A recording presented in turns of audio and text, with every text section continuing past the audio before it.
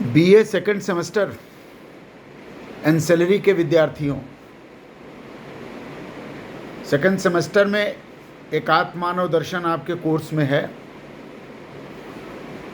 हमको विद्यार्थियों ने कहा कि एकात्म मानव दर्शन पर कुछ वीडियो आपको प्रेषित कर दूं, तो 2-3 दिन में मैं एकात्म मानव दर्शन के पूर्ण वीडियो को आपके समक्ष रखूंगा। इससे आपको सेकंड सेमेस्टर में परीक्षा देने में आसानी हो जाएगी। पंडित दीनदयाल उपाध्याय का एकात्म मानव दर्शन 4 भागों पर आधारित है। नंबर 1, राष्ट्रवाद की सही संकल्पना क्या है। बहुत से लोग राष्ट्रवाद कहते हैं, नेशनलिज्म चिल्लाते हैं, लेकिन अगर आप उनसे पूछिए कि राष्ट्रवाद है क्या, उसकी सही परिकल्पना क्या है, किसको हम राष्ट्रवादी कहें, किसको हम अराष्ट्रवादी कहें, तो इसका उत्तर बहुत कम लोग दे पाते हैं। लेकिन पंडित दीनदयाल उपाध्याय का जो एकात्म मानव दर्शन है वो वस्तुतः राष्ट्रवाद का एक मूल स्वर है। राष्ट्रवाद का मूल स्वर का मतलब ये होता है कि वह एकात्मकता को आगे बढ़ाता है, और राष्ट्रवाद, दीनदयाल का एकात्म मानव दर्शन एकात्मकता का आधार है। तो राष्ट्रवाद, जो पंडित दीनदयाल उपाध्याय का जो राष्ट्रवाद है, वह एकात्म मानव दर्शन की पूर्व पीठिका को तय करता है। दूसरा क्या है? दूसरा है उनके एकात्म मानववाद का पूर्ण दर्शन, मौलिक दर्शन। इस मौलिक दर्शन को, एकात्म मानववाद के मौलिक दर्शन को दीनदयाल उपाध्याय जी प्रस्तुत करने का काम करते हैं। तीसरा है व्यष्टि, समष्टि और समरसता का सिद्धांत। एकात्म मानव दर्शन समरसतावादी सिद्धांत है, जिसमें व्यष्टि है, जिसमें समष्टि है, जिसमें समरस सिद्धांत है। और चौथा है राष्ट्रीय जीवन के अनुकूल अर्थरचना। अर्थरचना कैसी होनी चाहिए? अर्थरचना ऐसी होनी चाहिए जो राष्ट्रीय जीवन के अनुकूल हो। तो पंडित दीनदयाल उपाध्याय का एकात्म मानव दर्शन इन्हीं आधारों पर आगे बढ़ता है। दूसरा, वो उसमें अनेक लोगों ने उसकी व्याख्याएं की। गोलवरकर ने उसकी व्याख्या के आधार पर कहा कि यह परिपूर्ण मानव का दर्शन है, परिपूर्ण मानव का दर्शन है। दत्तोपंत ठेंगड़ी ने कहा कि एकात्म मानववाद के दर्शन से संस्कृति, संस्कार और मानवतावादी दृष्टिकोण को स्पष्ट करने में सहायता मिलती है। मुरली मनोहर जोशी कहते हैं कि एकात्म मानव दर्शन स्वतंत्र भारत का एक ऐसा मौलिक दर्शन है जो भारत में जिजीविषा पैदा करने के लिए लोगों को प्रेरित करता है। विश्वनाथ लिमये लिखते हैं कि भारत को एकात्म दर्शन की ओर आगे बढ़ने का प्रयास करना चाहिए। अब हम इसको पहले आधार पर चलते हैं। राष्ट्रवाद की सही परिकल्पना क्या है? अंग्रेजों के शासनकाल में देश में जितने भी आंदोलन चले और देश की जितनी भी राजनीति हुई, उन सबका एक ही लक्ष्य था कि अंग्रेजों को हटाकर हम स्वराज्य प्राप्त करें। स्वराज्य के बाद हमारा रूप क्या होगा, यह तय करें। हम किस दिशा में आगे बढ़ेंगे, यह सवाल हमारे सामने था। इस पर बहुत अधिक विचार या इस पर बहुत अधिक मंथन हम लोगों ने नहीं किया। बहुत कुछ शब्द दीनदयाल जी इसलिए उपयोग करते हैं कि इस पर बिल्कुल ही विचार नहीं किया गया। थोड़ा बहुत विचार किया गया, लेकिन उसकी दिशा तय नहीं हुई। ऐसे लोग भी थे जिन्होंने उस समय बहुत सी बातों पर विचार किया था। स्वयं गांधी जी ने हिंद स्वराज्य लिखकर उसमें स्वराज्य आने के बाद भारत का क्या चित्र होगा, इस पर अपने विचार रखे थे। उसके पहले लोकमान्य तिलक ने भी गीता रहस्य लिखकर संपूर्ण आंदोलन के पीछे की तात्विक भूमिका क्या होगी, इसका विवेचन किया था। साथ ही उस समय दुनिया में जो भिन्न भिन्न विचार सरणियां चल रही थी, उनका भी तुलनात्मक दृष्टि से आलोचना की थी। इसके अतिरिक्त समय समय पर कांग्रेस या दूसरे राजनीतिक दलों ने जो प्रस्ताव स्वीकार किए, उनमें भी ये विचार आए थे, किंतु उन सबका जितना गंभीर अध्ययन होना चाहिए था, उतना उस समय तक नहीं हुआ था, क्योंकि सबके सामने प्रमुख प्रश्न यही था कि पहले हम अंग्रेजों को निकालें फिर अपने घर का निर्माण कैसे करेंगे, इस पर विचार कर लेंगे। इसलिए यदि विचारों के मतभेद भी जो कहीं थे तो लोगों ने उसे दबा करके रखे थे। यहाँ तक कि समाजवाद के आधार पर आगे का भारत बनना चाहिए, इस तरह का विचार करने वाले जो लोग थे वे कांग्रेस के अंदर ही एक सोशलिस्ट पार्टी बनाकर काम करते रहे। उनके बाहर निकलकर उन्होंने अलग से कार्य करने का प्रयत्न किया। क्रांतिकारी भी अपने अपने विचारों के अनुसार स्वराज्य के लिए काम करते थे। इस प्रकार और लोग भी थे, किंतु प्रमुखता इसी बात की रही कि पहले देश को आज़ाद करा लिया जाए, देश को स्वतंत्र करा लिया जाए। देश आज़ाद होने के बाद स्वाभाविक रूप से ये सवाल सभी लोगों के सामने आना चाहिए था कि अब हमारे देश की दिशा क्या हो। किंतु सबसे आश्चर्य तो यह है कि देश की स्वतंत्रता के बाद भी जितने गंभीर रूप से प्रश्न पर विचार करना चाहिए था, उतने गंभीर रूप से लोगों ने विचार किया। और आज के दीनदयाल उपाध्याय जी के युग के समय भी जो भारत स्वतंत्र हुआ उस पर विचार करने का प्रयास होता रहा।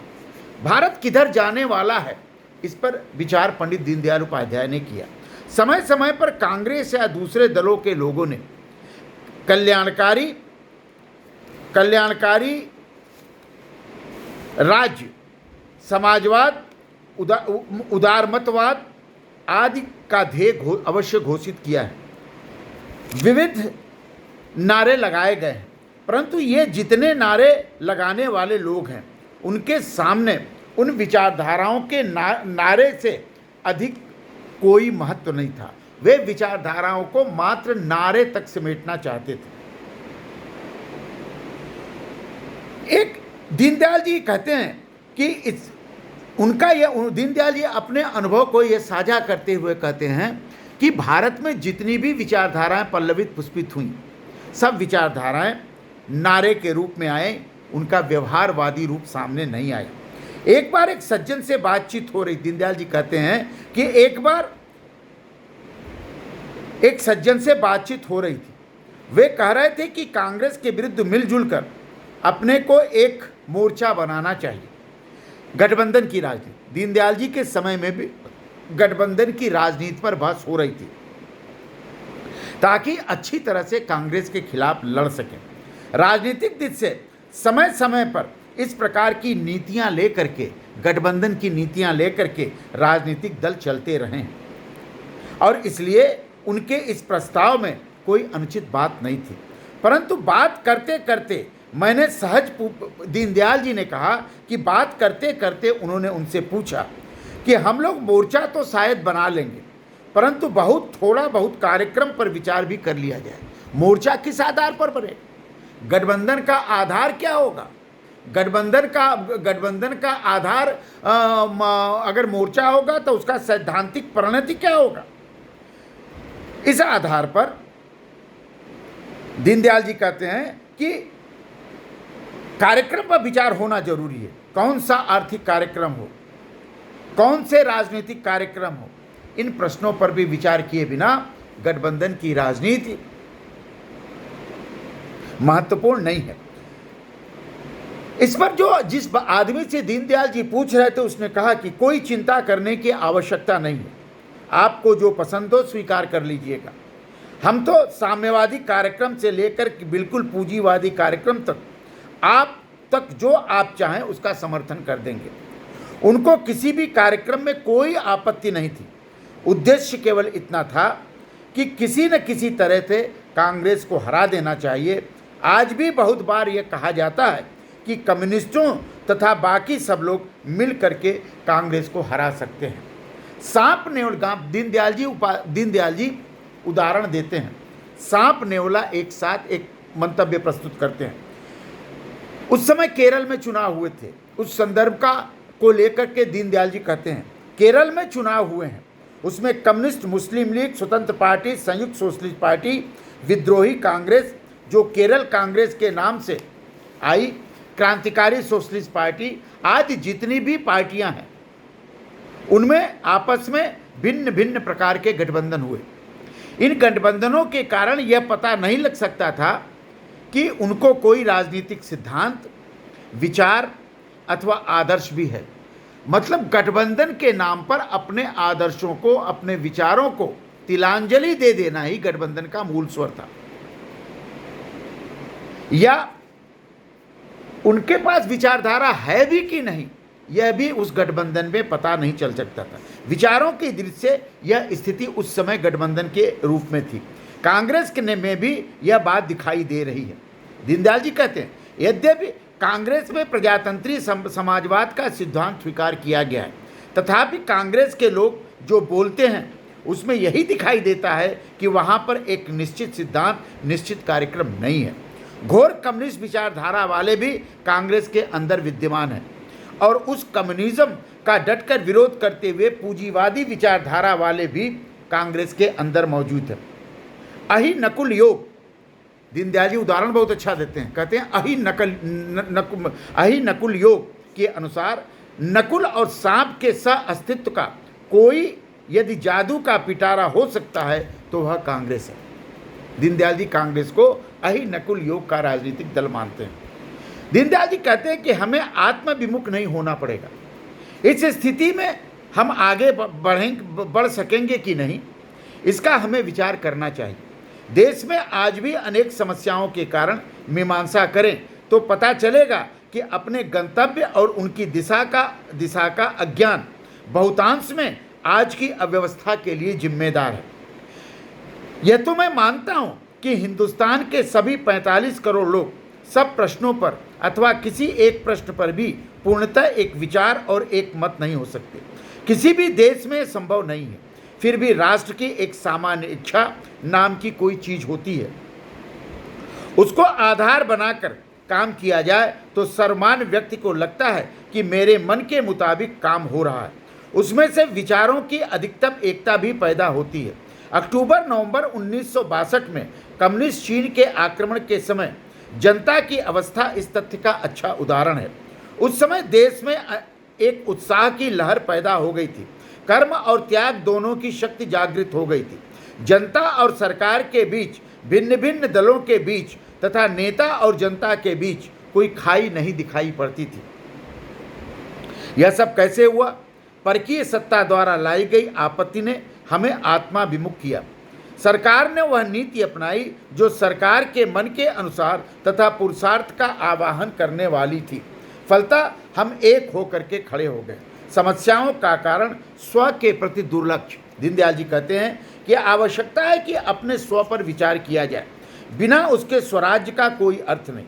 स्वतंत्रता हमारे विकास और सुख का साधन नहीं बन सकती। जब तक हमें अपनी असलियत का पता नहीं हो तब तक हमें अपनी शक्तियों का ज्ञान नहीं हो सकता और न उसका विकास ही संभव है।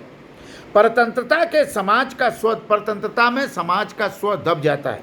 इसलिए राष्ट्र स्वराज्य की कामना करते हैं, जिससे वे अपनी प्रकृति और गुणधर्म के अनुसार प्रयत्न करते हुए सुख की अनुभूति कर सकें। प्रकृति बलवती होती है, उनके प्रतिकूल काम करने से अथवा उसको दुर्लक्ष्य करने से कष्ट होते हैं। प्रकृति का उन्नयन कर संस्कृत बनाया जा सकता है, पर उसकी अवहेलना नहीं की जा सकती है। आधुनिक मनोविज्ञान बताता है कि किस प्रकार मानव प्रकृति एवं भावों की अवहेलना व्यक्ति के जीवन में अनेक रोग पैदा करती है। ऐसा व्यक्ति प्रायः उदासीन, अनमना सा रहता है। उसके कर्मशक्ति क्षीण हो जाती है अथवा विकृत हो जाती है, विपथगामिनी बन जाती है। व्यक्ति के समान राष्ट्र भी प्रकृति के प्रतिकूल चलने पर अनेक व्यथाओं का शिकार बनता है। आज भारत की अनेक समस्याओं का यही कारण है। पंडित दीनदयाल उपाध्याय भारत की अनेक समस्याओं के कारण को आगे ले आने की बात करते हैं। पंडित दीनदयाल उपाध्याय जी कहते हैं कि राजनीति में अवसरवादिता लोकतंत्र और समाज के लिए खतरा है। वो कहते हैं कि राष्ट्र का मार्गदर्शन करने वाले तथा राजनीति के क्षेत्र में काम करने वाले अधिकांश व्यक्ति इस प्रश्न की ओर उदासीन है। फलतः भारत की राजनीति अवसरवादी और सिद्धांतहीन व्यक्तियों का अखाड़ा बन गई है। राजनीतिज्ञों तथा राजनीतिक दलों में न कोई सिद्धांत एवं आदर्श हैं। और न कोई आचार संहिता। एक दल छोड़कर दूसरे दल में आने में व्यक्ति को कोई संकोच नहीं होता। दलों के विघटन अथवा विभिन्न दलों की युक्ति भी होती है, तो वह किसी तात्विक मतभेद अथवा समानता के आधार पर नहीं, अपितु उसके मूल में चुनाव और पद ही प्रमुख रूप से रहते हैं। 1937 में जब हाफिज मोहम्मद इब्राहिम मुस्लिम लीग टिकट पर चुने जाने के बाद कांग्रेस में सम्मिलित हुए, तो उन्होंने स्वस्थ राजनीतिक परंपरा के अनुसार विधानसभा से त्यागपत्र देकर पुनः कांग्रेस के टिकट पर चुनाव लड़ा और जीत करके आए। 1939 में जब कांग्रेस से अलग हट करके सोशलिस्ट पार्टी का निर्माण हुआ, तब सभी सोशलिस्टों ने जो विधानमंडल के सदस्य थे त्यागपत्र देकर अपने अपने क्षेत्र से चुनाव लड़े, किंतु उसके बाद किसी ने भी इस परंपरा का निर्वाह नहीं किया।